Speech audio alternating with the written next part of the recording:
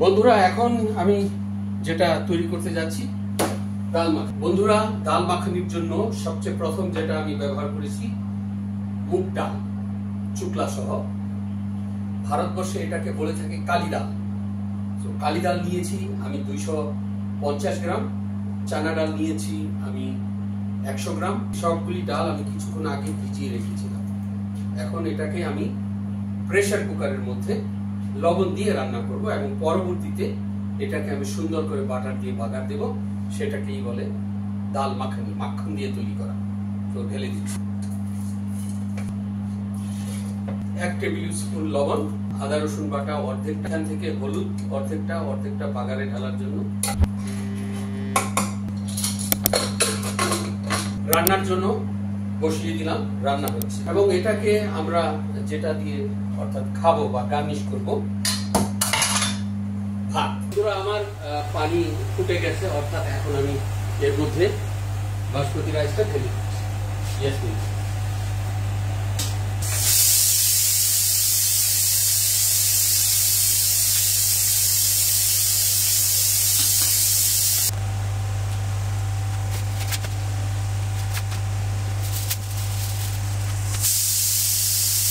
Check করে নিচ্ছি ডালটা সত্যি পেকেছে কিনা।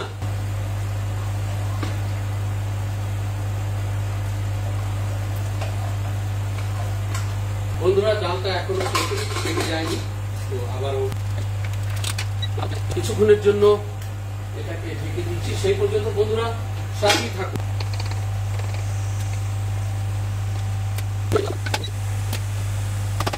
বন্ধুরা আমার রাইস পরিবেশনের জন্য প্রস্তুত।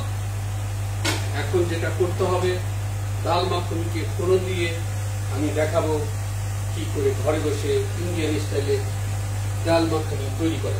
সেই পর্যন্ত বন্ধুরা সাথেই থাকে। তো বন্ধুরা আমার ডাল হয়ে গেছে, এখন আমি এর মধ্যে ফোড়ন দেব। ফ্রাই প্যান গরম হয়ে গেছে। এখানে যে জিরা রেখেছিলাম একটা ঢেলে দিচ্ছি, তেজপাতা, জিঞ্জার গার্লিক, পেঁয়াজ,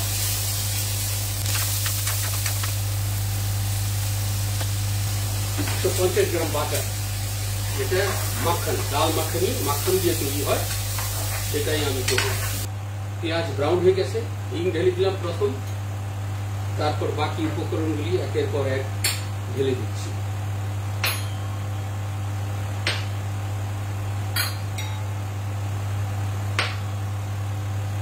আদা রসুন বাটা ঢেলে দিলাম, কস্তুরি মেথি,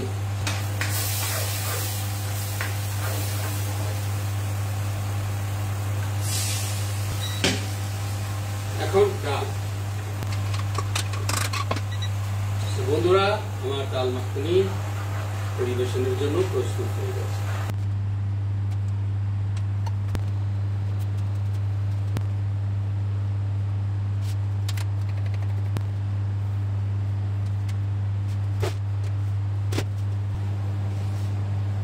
বন্ধুরা আমার ডাল মাখনি পরিবেশনের জন্য প্রস্তুত হয়ে গেছে। ঠিক এইভাবে আমরা সাধারণত ইন্ডিয়ান রেস্টুরেন্টে গার্নিশ করে থাকি।